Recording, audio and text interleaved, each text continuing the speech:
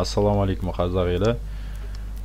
Бүгінгі сіздермен өтетін сабағымыз ол Google-да өзімізге керекті фотоларды жақсы сапада, жақсы качествода таба алатындай қылып үйренетін боламыз. Алдымен Google сайтына кіреміз. google.kz өзімізге керекті суреттің атын жазамыз.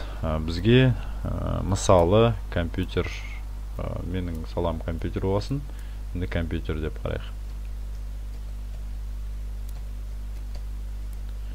Компьютер бастық компьютерді. Содан кейін картинки басамыз. Картинкіге басамыз. Содан кейін бізге жақсы сапалы картинка керек. Сол үшін инструментіге басамыз. Размер деген больше чем, енді көбінесе осыдан, бұл жерде әр түрлі мегапикселден басталады. Енді бізге мысалы осыдан бастау керек болады. Бұл көбінесе фотоларды, картинкаларды, суреттерді әрлеу, әр түрлі размерде салу осы размерден басталады. Әр түрлі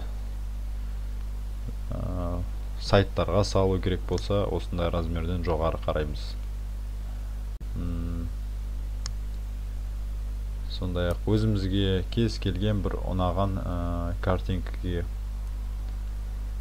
мысалы маған мына картинка ұнады дейік. Ремонт компьютеров. Өзім бір OLX-ке не болмаса басқа таргетке жіберуім керек болады. Сондықтан мен осы картинканы алам. Оны жүктеу үшін осы картинкаге барып, оң жақ батырмасын басамыз. Содан кейін сохранить картинку как таңдаймыз. Содан кейін бізде қай жерге сақтауымызды сұрайды. Мен арнайы өшірде бір папка ашып қойған болатымын. Немесе мына жерде новый папка деген тұр. Новый папканы бассаңыз, жаңа папка ашасыз. Жаңа папканың атын өзіңіз ұмытып қалмау үшін бір белгілі атпен жазып қоясыз.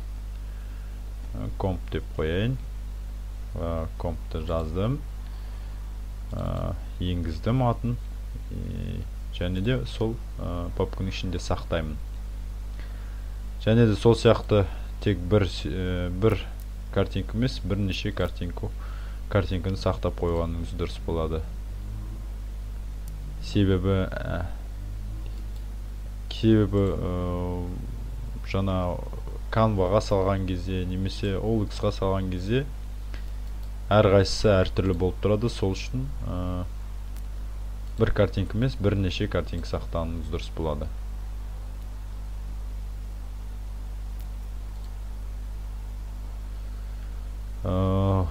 Сонымен бүгінгі сабақ бітті. Кездескенше сау саламатта болыңыздар.